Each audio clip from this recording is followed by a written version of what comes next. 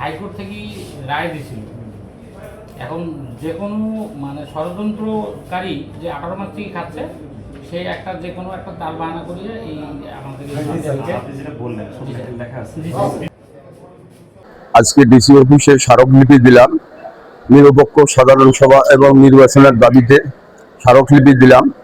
আমাদের সংগঠনের বর্তমান নেতৃবৃন্দ কেউ নাই, যত দ্রুত সম্ভব সাধারণ সভা আমরা চাই।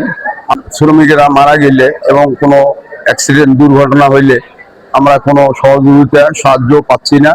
আমাদের মোটর শ্রমিক ইউনিয়ন দীর্ঘ 7-8 মাস থেকে বন্ধ হয়ে অবস্থায় আমরা আছি। অবৈধভাবে কিছু অসাধু নেতৃবৃন্দ আমাদের শ্রমিক ইউনিয়নের নাম ভাঙিয়ে টাকা পয়সা উত্তোলন করতেছে।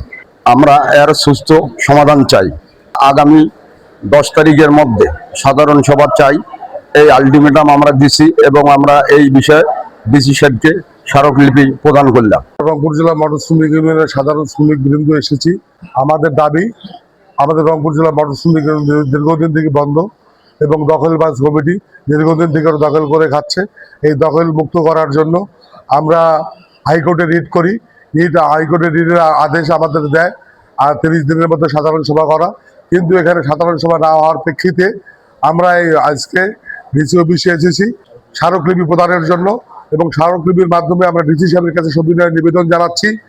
আমরা নির্দলীয় নিরপেক্ষ একটা সুষ্ঠু সাধারণ সভা চাই এবং নির্দলীয় নিরপেক্ষ সুষ্ঠু সাধারণ সভার মাধ্যমে আমরা একটা নির্দলীয় নির্বাচন চাই। নির্বাচনের মাধ্যমে আমরা ইউনিয়নটাকে সচল করতে চাই এবং আমরা দখলবাজ মুক্ত করতে চাই, দলীয় মুক্ত করতে চাই।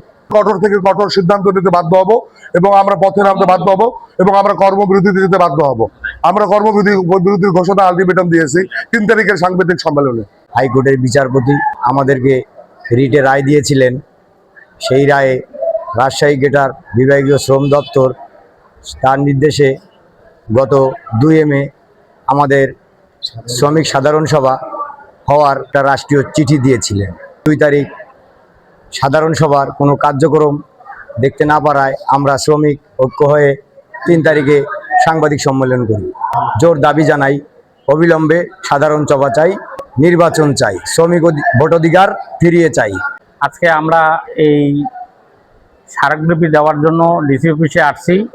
আমাদের মূল দাবি হলো, আজকে এই 7-8 মাস থেকে আমাদের এই শ্রমিক ইউনিয়নে কোনো রকমের কোনো নেতা নাই। শ্রমিকদের একটা দুর্দশা। এই কিছু চক্রমহল এখানে শ্রমিক ইউনিয়নের 1163-কে ভাঙায়া ওরা চাঁদাবাজি করে খাচ্ছে, কিন্তু আমাদের যারা জেনুইন শ্রমিক অ্যাক্সিডেন্ট হচ্ছে এবং পঙ্গু শ্রমিকদেরকে এবং যারা দুর্ঘটনায় কবলিত হচ্ছে তাদের কোনো টাকা পয়সা নাই। তা বয়স্ক যারা আছে তাদেরও পয়সা নাই। আমরা 10 তারিখে আলটিমেটাম দিছি সাধারণ সভা যাতে আমাদের আর ভুলণ্ডিত না হয়। আমাদের হাইকোর্টের রায় এই 2 তারিখে সাধারণ সভা ছিল। এখানে একটা সুস্থভাবে সাধারণ সভা হোক, নির্বাচন হোক। নির্বাচন হওয়ার মাধ্যমে সাধারণ সভার মাধ্যমে কমিটি তৈরি হবে। কমিটি তৈরি হয়ে নির্বাচনে যে আসবে তাকেই আমরা ওয়েলকাম জানাবো যে আমাদের নির্বাচিত প্রতিনিধি আসছে। কিন্তু এখন যে অবস্থা এই 1163 শ্রমিকদের, এটা কাকো বলার মতো না, খুব দুর্দশায় আছে। তা আমি জোরালো দাবি করব সরকারের কাছে। আমি সরকারের কাছে দেখছি যে প্রধানমন্ত্রীও এই আমাদের তারেক সাহেব যে শ্রমিকদেরকে ভালোবাসে আর উনি শ্রমিক বান্ধব ইনি প্রধানমন্ত্রী।